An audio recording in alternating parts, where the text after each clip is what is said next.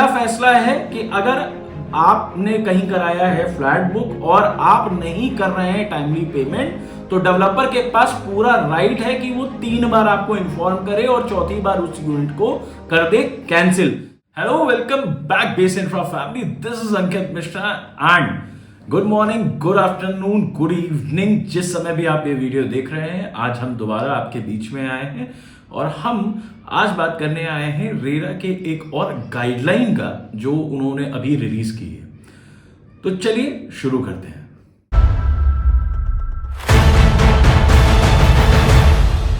तो base infra family, हमारा जो मोटिव रहता है building asset and simplifying experiences. Simplifying experiences also includes informing you with all the appropriate information on time and making you more knowledgeable and wiser before making decisions about buying a property. So today we are here to talk about a new guideline that has been launched by RERA, जो ये कहता है कि अगर आपने कोई किया है फ्लैट बुक और आप नहीं कर रहे हैं उसके इंस्टॉलमेंट्स पे, तो क्या होगा आगे चलकर।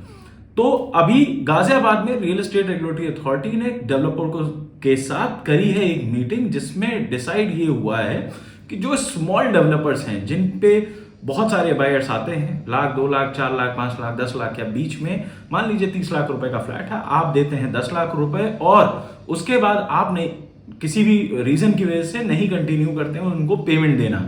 उस केसेस में क्या होता था, फिलहाल की गाइडलाइन में ये होता था कि आप जाते थे कैंसिलेशन में और आपको मिलता था 100% रिफंड। डेवलपर्स का कहना था कि इस रिफंड की वजह से उनकी जो कंस्ट्रक्शन की एक्टिविटी है वो हैम्पर होती हैं और जिसकी वजह से टाइमली कंस्ट्रक्शन नहीं हो पाता है। कुछ ऐसे लोग जो अपना टाइमली पेमेंट नहीं करते हैं, उनकी वजह से बाकी लोगों का भी पोजीशन होता है delay.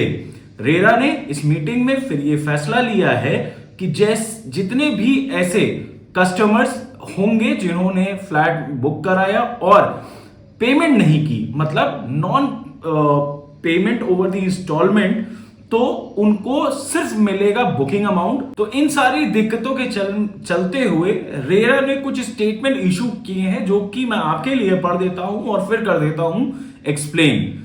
Official said although there was a clause in UP RERA Act that allowed builders to cancel the allotment of flats over non-payment of installments, it was hardly proving to be any respite to them. That was because a developer had to pay the entire amount to the builder in case of such cancellation.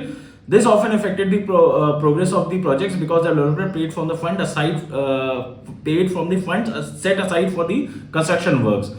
According to the clause in UP RERA Act, a builder can cancel the allotment of the flat if the respondent or the buyer delays paying the installment. In such case, the builder can issue notice to the buyer demanding the installment and also the penalty amount. तो इसका ये मतलब है कि अभी तक builder एक notice issue करके वो बुकिंग कैंसिल कर सकता था, बट वो बुकिंग कैंसिल करने के बाद उसको पूरा बुकिंग अमाउंट कस्टमर को वापस करना पड़ता था, जिसकी वजह से 2 चीजें होती थी।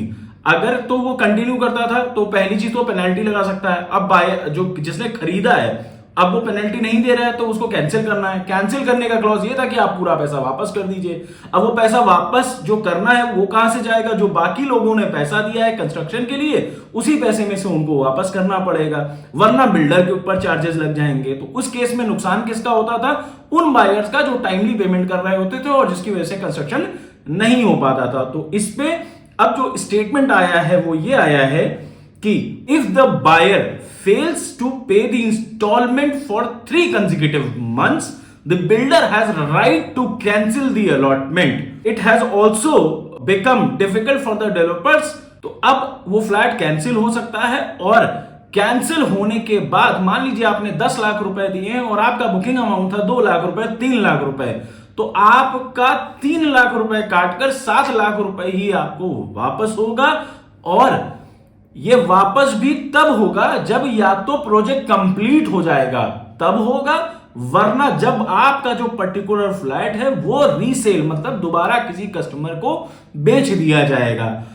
और इसके साथ ही साथ रेरा ने एक ऐसी कमेटी भी बनाई है जो ऐसे सारे इंस्टॉलमेंट जहां पर बायर का नॉन पेमेंट की वजह से कंस्ट्रक्शन इश्यूज हो रहे हैं और पोजीशन डिस्टर्ब हो रहा है, तो ऐसे केसेस के लिए एक कमेटी भी बनाई गई है। ये दो महत्वपूर्ण फैसले आज हम लेकर आए थे आपके बीच में। मैं एक बार फिर से आपके लिए इसको सुलझा देता हूं। पहला फैसला है कि अगर आपने कहीं कराया है फ्लैट बुक और आप नहीं कर रहे हैं टाइमली पेमेंट, तो डेवलपर के पास पूरा राइट है कि वो 3 बार आपको इन्फॉर्म करे और चौथी बार उस यूनिट को कर दे कैंसिल। कैंसिल करने के बाद जो आपका पेमेंट आपने उसको दिया है उसमें से बुकिंग अमाउंट लेस कर ही आपको वो बाकी पेंडिंग पेमेंट वापस करेगा। कब करेगा? तब करेगा जब उसका वो फ्लैट दोबारा बिक जाएगा या वो पूरा प्रोजेक्ट कंप्लीट हो जाएगा। तो अगर आप होम बायर्स हैं तो आशा करता हूं कि ये आपके लिए बहुत ही यूजफुल इंफॉर्मेशन है। कृपया अपनी पेमेंट टाइमली देखें और इस पे गौर जरूर करें, और ऐसा ना हो कि आप कुछ और समझ कर बैठे हो और बाद में आपको पड़ जाए कोई दिक्कत। और दूसरी इंफॉर्मेशन थी कि रेरा ने बनाई है एक कमेटी, जिस कमेटी का काम होगा ऐसे सारे प्रोजेक्ट्स को देखना और बायर्स की हेल्प करना। तो this is Ankit Mishra signing off. मिलते हैं अगले वीडियो में। अगर और भी किसी इश्यूज पर आप चाहते हैं हम वीडियो बनाएं तो प्लीज कमेंट में जरूर लिखिएगा। आशा करते हैं आपको हमारा एफर्ट पसंद आया होगा। ऐसे बहुत सारे प्रॉपर्टी वीडियोस हमने इस चैनल पर डाले हुए हैं, तो प्लीज चैनल पर जाकर प्रॉपर्टी वीडियोस घर बैठे जरूर देखिएगा। तो ये था आज के लिए video. This is Ankit Mishra signing off. मिलते हैं अपने अगले वीडियो में।